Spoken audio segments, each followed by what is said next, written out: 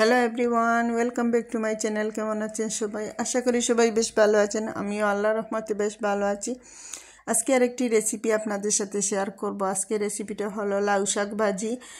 আর এই তো আমি লাউ শাকটাকে ভালোভাবে ধুয়ে কেটে নিয়েছি। এবার একটি কড়াইয়ে আমি সিদ্ধর জন্য বসিয়ে দেব। আর লাউ শাকটা ভাজি করার জন্য এভাবে আগে লাউ শাকটা যদি আমরা সিদ্ধ করে নিই তাহলে লাউ শাকের ভাজিটা অনেক সুস্বাদু হয়। সাথে কিছু লাউয়ের ডগা আমি দিয়ে দিলাম, এগুলো একটু সিদ্ধ করে নেব। এবার একটু আমি নেড়ে চেড়ে দেব শাকটা ভালোভাবে সিদ্ধ হওয়ার জন্য। সাথে আমি দুটি আলু কুচি করে রেখেছি, সেটাও শাকের মধ্যে আমি দিয়ে দেব। দিয়ে এগুলো আমি ভালোভাবে সিদ্ধ করে নেব।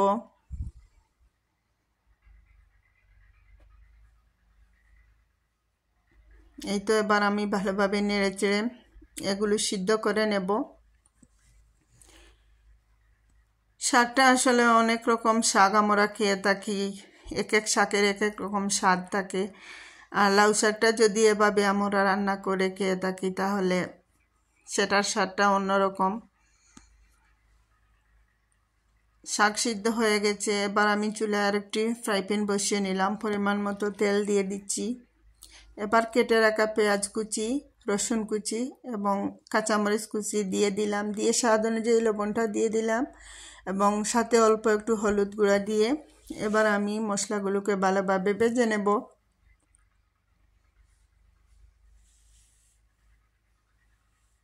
শীতকালীন এই লাউ শাক ভাজিটা গরম গরম ভাতের সাথে অসাধারণ লাগে। বড় থেকে বাচ্চারা সবাই পছন্দ করবে এইভাবে যদি শাক ভাজিটা করা যায়। আর আমার বাচ্চারা তো এইরকম শাক ভাজি, লাউ শাক ভাজি করে দিলে ওরা খুবই আনন্দের সাথে খেয়ে নেয়। সাথে কিছু আমি সিমের বিচি দিয়ে দিলাম, অল্প কিছু সিমের বিচি ছিল, সেগুলো আমি দিয়ে দিলাম। এবার আমার মশলাটাকে ভালোভাবে ভাজা হয়ে গেছে, সিদ্ধ করে রাখা শাকগুলো এর মধ্যে দিয়ে দিচ্ছি। দিয়ে আমি ভালোভাবে নেড়ে চেড়ে বেশ কিছুক্ষণ রান্না করে নেব। আর শাক ভাজি করার ক্ষেত্রে একটা জিনিস আমাদের খেয়াল রাখতে হবে, শাকটা যেন পুড়ে না যায়। শাক পুড়ে গেলে শাকের স্বাদটা কিন্তু ঠিক থাকে না। যে কোনো শাকই পুড়ে গেলে স্বাদ কমে যায়, খেতে ভালো লাগে না। তাই চুলার আঁচটা মিডিয়াম লো হিটে রেখে আমি শাকটাকে রান্না করে নেব। আর আমার মনে হয় শাকের মধ্যে পেঁয়াজ যতটুকু, রসুনও ততটুকু দিলে, রসুন একটু বাড়িয়ে দিলে শাক ভাজির অনেক সুস্বাদু হয়, খেতেও ভালো লাগে। আর মাশাআল্লাহ দেখতে পাচ্ছেন শাকের কি সুন্দর একটা কালার চলে আসছে। আর লাউ শাকের মধ্যে এইভাবে ডগা দিয়ে লাউ শাক ভাজি করে নিলে খুবই ভালো লাগে। এটা আমি খুব বেশি পছন্দ করি। কে আমার মতো এইভাবে লাউ শাক রান্না করে খেতে পছন্দ করেন কমেন্টে জানাতে পারেন। নেড়েচেড়ে এবার আমি ঢাকনা দিয়ে 10 মিনিটের মতো ঢেকে রাখবো। ঠিক 10 মিনিট পর ফিরে এলাম।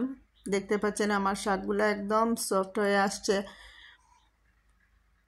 এভাবে আরও কিছু সময় আমি ভালোভাবে নেড়েচেড়ে রান্না করে নেব। আর কি বলবো, এই শাক ভাজিটা খেতে অসাধারণ হয়েছিল, খুবই ভালো লেগেছিল। এইভাবে আপনারা একবার হলেও লাউ শাক ভাজিটা ট্রাই করে দেখতে পারেন, খেতে খুবই ভালো লাগবে। আর নতুন যারা আজকের আমার রেসিপিটা দেখবেন সবাইকে বলবো লাইক দিয়ে পুরো ভিডিওটা দেখে নেওয়ার জন্য। আর যারা অলরেডি আমার চ্যানেলটাকে সাবস্ক্রাইব করে নিয়েছেন সবাইকে অসংখ্য অসংখ্য ধন্যবাদ। সবার প্রতি অনেক অনেক দোয়া এবং ভালোবাসা।